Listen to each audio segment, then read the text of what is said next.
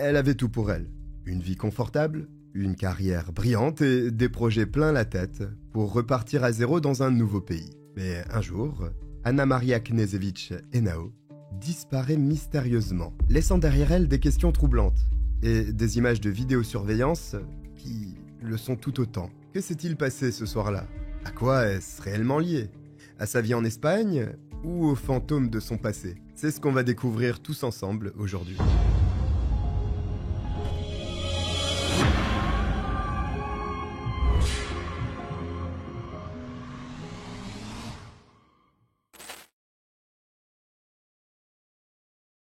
Bonjour à tous, je suis le Cogiteur, bienvenue pour une nouvelle histoire très joyeuse. Pas du tout. Si vous n'y avez pas pensé, n'hésitez pas à vous abonner, ça m'aide énormément.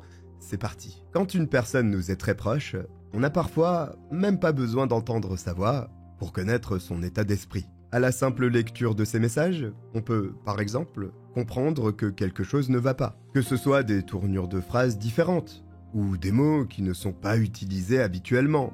De nombreux signes peuvent nous indiquer que quelqu'un de notre entourage a un problème. Le fameux SMS « OK ».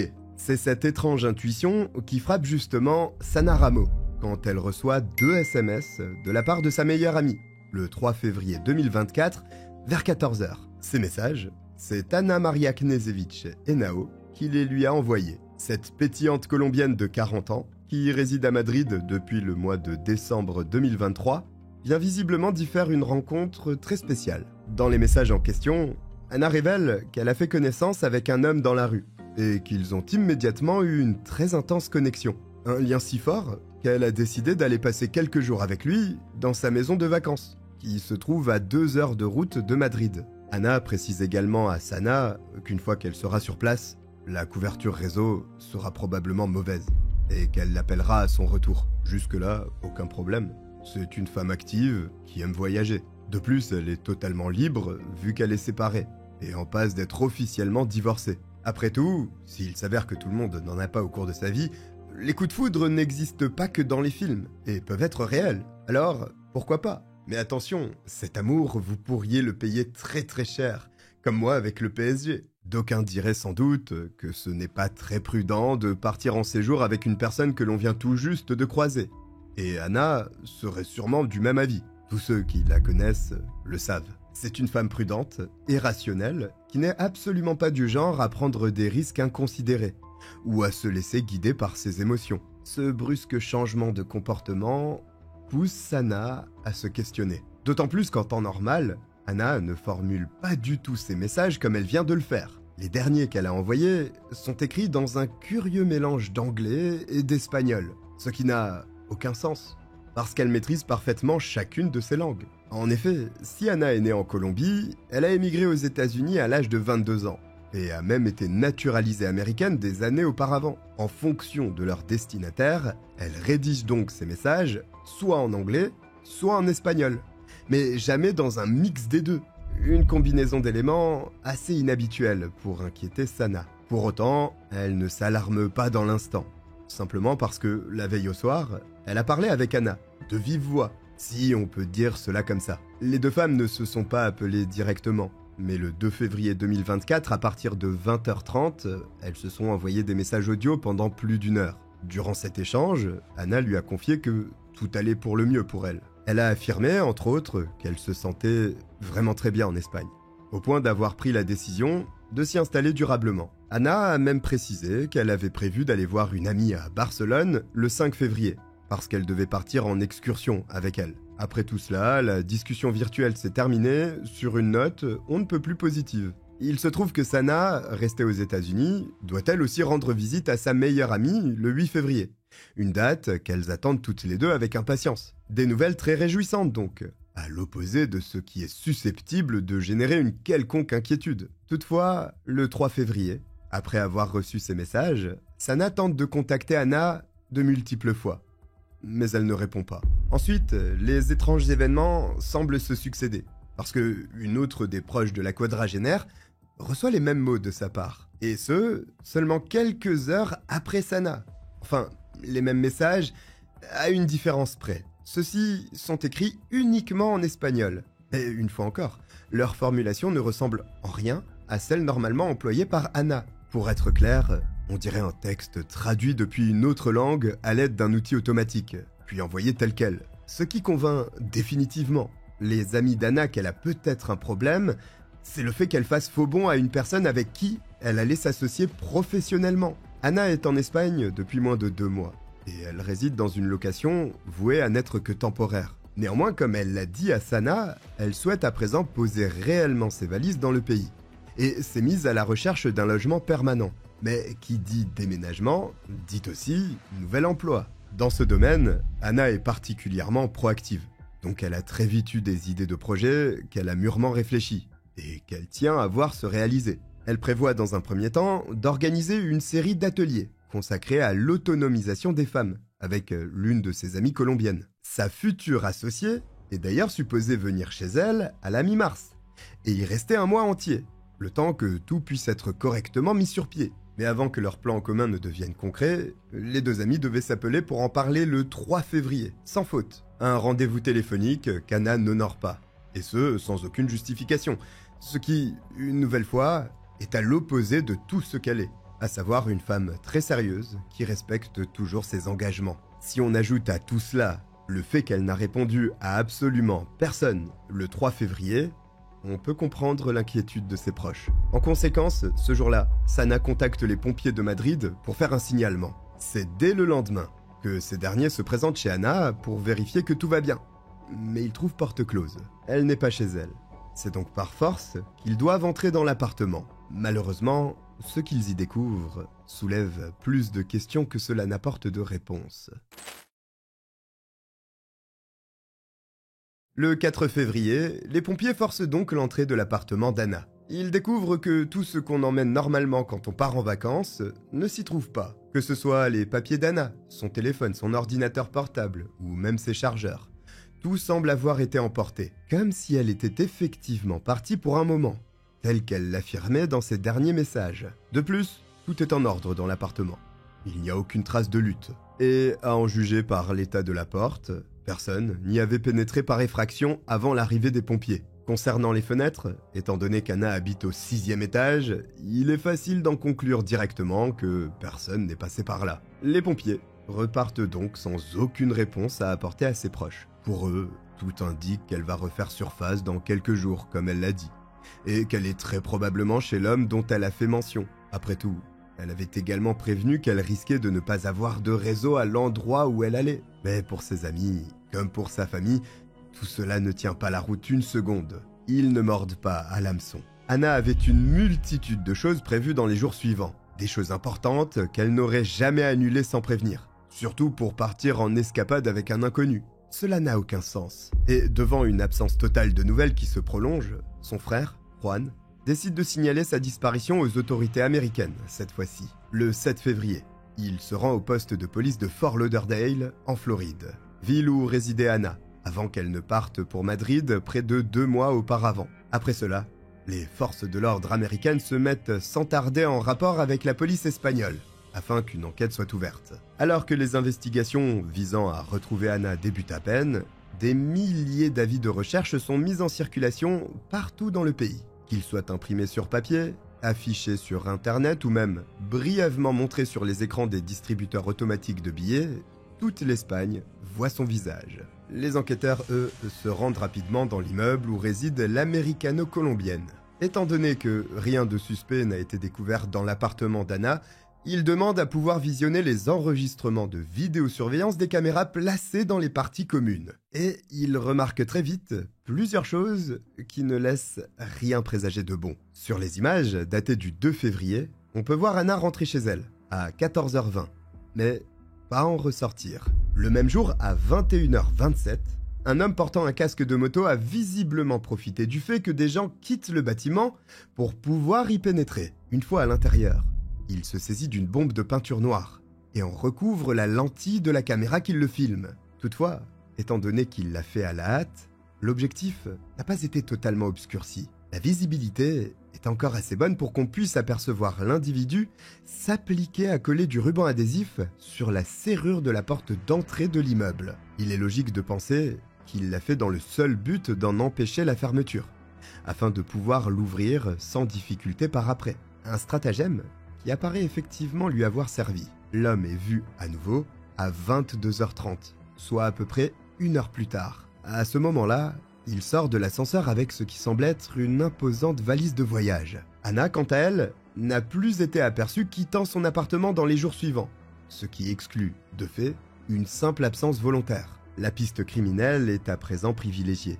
Et après avoir visionné ces images, les autorités en sont certaines. Quoi qu'il se soit réellement produit ce soir-là, l'individu casqué y est forcément mêlé. L'homme s'est apparemment introduit dans l'immeuble sans y avoir été invité, a peint une caméra de vidéosurveillance et a bloqué la porte d'entrée. Pour finir, il voulait absolument dissimuler son identité. Un ensemble d'actes pour le moins louches, qui tendent à prouver qu'il n'était pas doté des meilleures intentions quand il est venu. Mais s'est-il réellement rendu chez Anna? Si oui, la connaissait-il?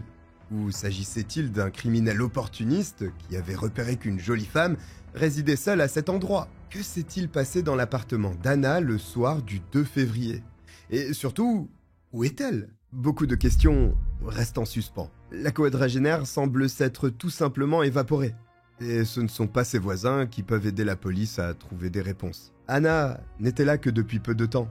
Et quand ils sont interrogés, beaucoup de résidents de l'immeuble ne savent même pas dire dans quel appartement elle vivait. Seul l'un d'entre eux se rappelle que le 2 février, une fois la nuit tombée, la lumière a été allumée chez elle. Elle n'a été éteinte que beaucoup plus tard, aux environs d'1h du matin. Mais a priori, cela ne semble pas suspect qu'une personne éteigne la lumière de son logement au beau milieu de la nuit. L'homme casqué est à présent considéré comme le suspect dans le cadre de l'enquête portant sur la disparition d'Anna.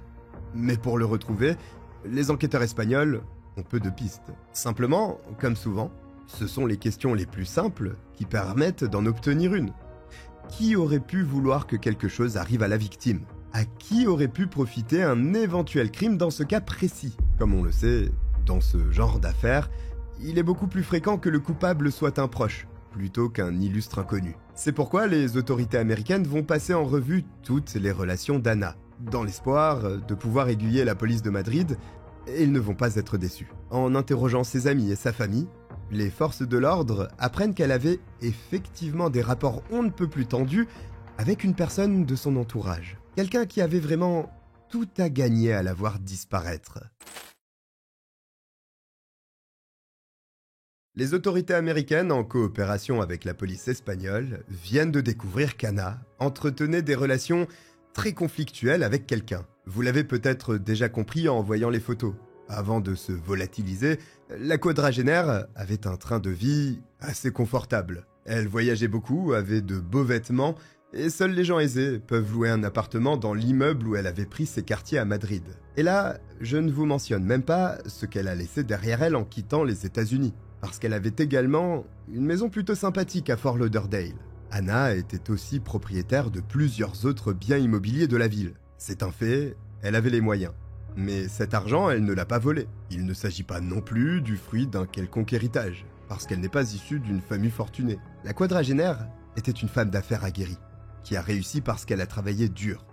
Cependant, tout ce qu'elle a entrepris, elle ne l'a pas construit seule. Son époux, auquel elle est mariée depuis 13 ans, n'était pas uniquement son partenaire dans la vie de tous les jours. Il était aussi son associé, vu qu'ils ont fondé plusieurs sociétés lucratives ensemble. Retour en 2005, quand Anna, qui vient de quitter sa Colombie natale, pose ses valises en Floride, à seulement 22 ans. Pour pouvoir payer ses charges, elle trouve un emploi de comptable dans un centre d'éducation pour enfants handicapés. Quelques années plus tard, la jeune femme fait la rencontre de David Knežević, un homme originaire de Serbie, âgé de 5 ans de moins qu'elle. Ils se rapprochent, se mettent en couple et se marient en 2011. Puis ils décident de s'associer pour créer EOX Technology Solutions, une société qui fournit un support informatique aux entreprises du sud de la Floride. Après cela, Anna quitte son poste de comptable et se lance à corps perdu dans cette nouvelle aventure professionnelle avec David. EOX Technology Solutions se développe exponentiellement jusqu'à devenir très prospère, permettant même à ses fondateurs de créer 2 autres entreprises, EOX Capital LLC et Registered Corporate Agents LLC. En bref, en quelques années, le couple devient multimillionnaire. Leur mariage, en revanche, suit une courbe inverse à celle de leur succès professionnel. vu qu'il s'effondre peu à peu. Anna confie à plusieurs de ses proches que David la maltraite psychologiquement, et ce, de façon régulière. Les époux en viennent à se disputer très souvent. Des altercations au cours desquelles l'homme ne se gêne pas pour insulter copieusement sa femme. De plus, Anna rapporte qu'elle sait que David lui a déjà été infidèle, mais aussi qu'il lui impose des pratiques sexuelles violentes, dont elle n'a pas envie. Ce qui, il faut utiliser les termes, se rapporte à des viols conjugaux. Une union loin d'être heureuse donc, qui se dégrade encore quand Anna découvre que David a une maîtresse à Bogota, une ville qui n'est autre que la capitale colombienne, dans laquelle il se rend régulièrement avec son épouse en voyage. Seulement, cet adultère n'a cette fois rien d'une passade, étant donné que David planifie de quitter Anna pour partir avec sa nouvelle conquête. Des projets cachés dont elle trouve des preuves, alors que le couple suit une thérapie pour essayer de démêler le sac de nœuds qu'est devenu leur mariage. Une démarche louable, qui n'était en réalité sincère que d'un côté. Malgré cet énième écart de la part de David, c'est finalement une insulte qu'il adresse à Anna en présence de leur thérapeute pendant une consultation qui fait office de déclencheur. À ce moment-là, la femme d'affaires décide qu'il est plus que temps d'arrêter les frais et de mettre un terme définitif à ce qui n'est plus qu'un simulacre de relation amoureuse. Anna et David se séparent légalement, mais ils ne commencent à planifier leur divorce que 4 mois après. Et malheureusement, il y a très rapidement un désaccord massif sur les modalités de partage des biens. Les choses ne peuvent donc pas se faire en bonne intelligence. Selon les règles en vigueur, la totalité des actifs détenus par les époux, qui représentent la colossale somme d'environ 15 millions de dollars, est censée être divisée en 2 parts égales. Anna, pressée d'en finir, est d'accord avec cela. C'est David qui s'y oppose, affirmant qu'il mérite une plus grosse part du gâteau qu'elle. Il réclame 75% des biens du couple. Pour justifier cette demande, il argue qu'il a été le cerveau qui a permis à la société EOX Technology Solutions de se développer comme elle l'a fait. Suite à cela, les rapports entre les ex, qui étaient déjà très tendus, le sont devenus bien plus, au point de faire littéralement plonger Anna psychologiquement parlant. Incapable de se relever, elle prend la décision de consulter un psychiatre, qui lui diagnostique une dépression, et la met sous traitement pour l'aider à passer ce cap difficile. Malgré tout, la procédure de divorce qui l'oppose à David est vraiment sale, pour reprendre ses mots.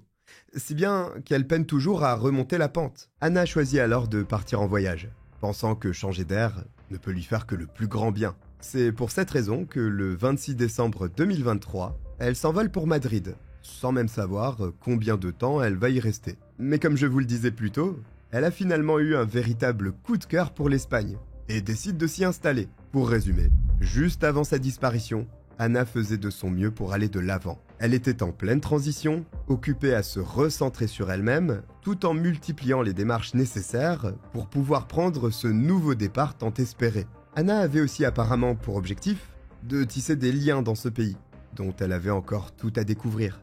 Des liens amicaux comme plus intimes. Elle s'était inscrite sur diverses applications de rencontres sur lesquelles elle discutait avec quelques personnes. Malheureusement, l'ombre de sa relation toxique passée n'était jamais loin. Le divorce d'Anna et David n'étant pas finalisé, ce dernier était toujours dans un coin de sa tête. Et alors qu'elle le croyait aux États-Unis, peut-être était-il en réalité beaucoup plus près d'elle qu'elle ne l'imaginait. Alors qu'Anna tentait de reconstruire sa vie en Espagne, elle a mystérieusement disparu. Une vue d'ensemble qui laisse planer un sérieux doute sur l'éventuelle implication de David dans cette affaire. Quand on l'interroge au sujet de la disparition d'Anna, l'homme se montre on ne peut plus froid. Il ne cherche même pas à faire mystère du fait qu'il se fiche éperdument du sort de celle qui est encore sa femme aux yeux de la loi. Il coopère avec les autorités madrilènes, mais ne daigne pas se déplacer pour prendre part aux recherches en personne. Il ne déploie pas non plus la moindre ressource pour aider à distance, alors qu'il est loin d'en manquer. Assez rapidement après l'ouverture de l'enquête, David embauche un avocat et ne communique plus que par son biais. L'époux d'Anna affirme qu'il ne sait pas où elle se trouve, et qu'il n'a rien à voir là-dedans, parce qu'il était en Serbie depuis déjà un moment quand elle a disparu. David soutient également qu'il ne s'est pas rendu en Espagne, parce qu'il n'aurait de toute façon rien eu à y faire. Il ne connaît personne là-bas, à part son ex, qu'il n'avait apparemment plus envie de voir, et ne parle pas du tout la langue. Cependant, beaucoup d'éléments semblent ne pas aller du tout dans le sens de ces déclarations. Bien au contraire. Grâce à la caméra de vidéosurveillance de l'immeuble où résidait Ana, les enquêteurs espagnols parviennent à identifier la marque de la bombe de peinture utilisée par l'homme casqué. Étrangement, il se trouve qu'un magasin situé à Madrid a vendu exactement le même article, ainsi que 2 rouleaux de ruban adhésif à un homme le 2 février vers midi. Sur les images filmées par la caméra du commerce, on peut remarquer que le client en question affiche une très forte ressemblance avec David. David, qui a soutenu être en Serbie ce jour-là. Pourtant, s'il a effectivement loué une Peugeot 308 auprès d'une agence située à Belgrade le 29 janvier 2024, il a quitté le pays le jour suivant au volant et n'y est revenu que le 5 février. Il a rendu la voiture bien plus tard, le 15 mars. Et le loueur affirme qu'elle n'a pas été restituée telle qu'elle l'était quand elle a été livrée à David. L'homme a fait teinter les vitres. Les cadres entourant les plaques d'immatriculation ont été changés et 2 autocollants ont été retirés du véhicule.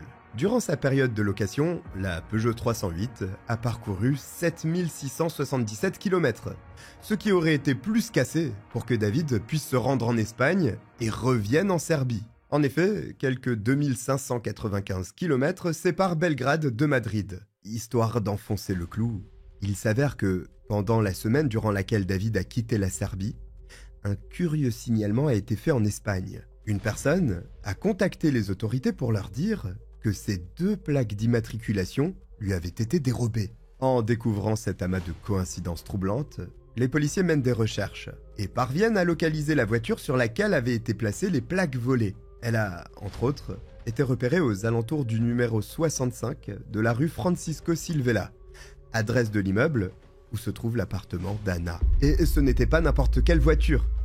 C'était une Peugeot 308 aux vitres teintées, correspondant en tout point à celle que David a louée le 29 janvier. Malheureusement, le conducteur n'a pas pu être reconnu à cause de la couleur fumée des vitres du véhicule. Mais si vous pensez que ces révélations sont dingues, attendez d'entendre le reste. En effet, une Colombienne, qui avait fait la connaissance de David sur une application de rencontre, a eu ce qu'on peut appeler une surprise de taille. La femme a rapporté que le 3 février, il lui a demandé de l'aider à traduire plusieurs messages de l'anglais vers l'espagnol, soi-disant pour un ami serbe qui écrivait un scénario sur un personnage colombien. Sur le moment, elle n'a évidemment pas tiqué.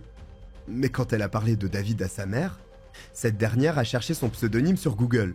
À la base, c'était juste histoire de se renseigner sur la nouvelle fréquentation de son enfant. Mais elle a fini par tomber, par hasard, sur toute une série d'articles de presse qui parlaient de la possible implication de David dans la disparition de son épouse. Des articles qui faisaient mention pour certains des messages envoyés en espagnol le 3 février à l'ami d'Anna, qui étaient mot pour mot les mêmes qui avaient été traduits par sa fille pour David. Un époux qui semblait somme toute assez persuadé que sa femme ne reviendrait jamais, alors même que les recherches se poursuivaient pour retrouver sa trace en Espagne. Le 4 mars 2024, une femme prétendant être Ana Knežević Henao a contacté une compagnie d'assurance pour demander la résiliation de 3 polices d'assurance détenues par l'une des entreprises du couple. Des cris d'enfants ont été entendus en arrière-plan.